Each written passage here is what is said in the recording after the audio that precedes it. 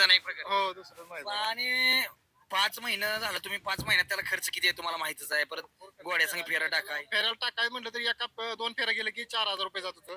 त्याला भरपूर फेरं टाकलं, त्याचा पायाला लागलं होतं, तरी त्यानं त्यातनं कव्हर करून त्याला मी क्लिअर करून मैदानासाठी साज केला होता. त्याचा तो मागला पाय पूर्ण फाटली होती शिरतेची, त्यातनं मी तयार केला.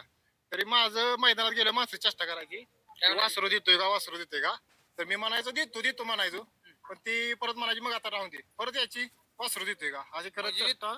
संघर्षाचा काळ होता, खिशात पैसे नव्हते एक प्रकारे तुमच्या, म्हणून तुम्ही वासुरी काय काढलं होतं खरं सांगायचं. भरपूर पैसे घालवले, त्यामुळे आता मी थोडं घर बांधल्यामुळे थोडं हप्ता बिप्त चालू आहे, त्याच्यामुळे थोडं मी केलं होतं. माझा मित्र येऊ शायनाथ, ह्यानं मला भरपूर सपोर्ट केला आता त्या 2 महिन्यात. त्याच्यापासून मला थोडं ध्येय भेटला, कारण की एक पण पोरगं माझ्या संग नव्हतं. मस्त आमच्या ओढूमधले एक पण पोरगं येत नाही, आणि पोरांना सांगते ते ह्या वासराच्या मागे जाऊ नका, जाऊन दे, काय ते सांगू शकत नाही. माझं म्हणले कान भरले, पण मी त्याला म्हटलं तुला साथ देणार तर देणारच म्हणले. म्हणजे एक प्रकारे मित्रांनो, नाद हा एकट्याचा नाही बरं का.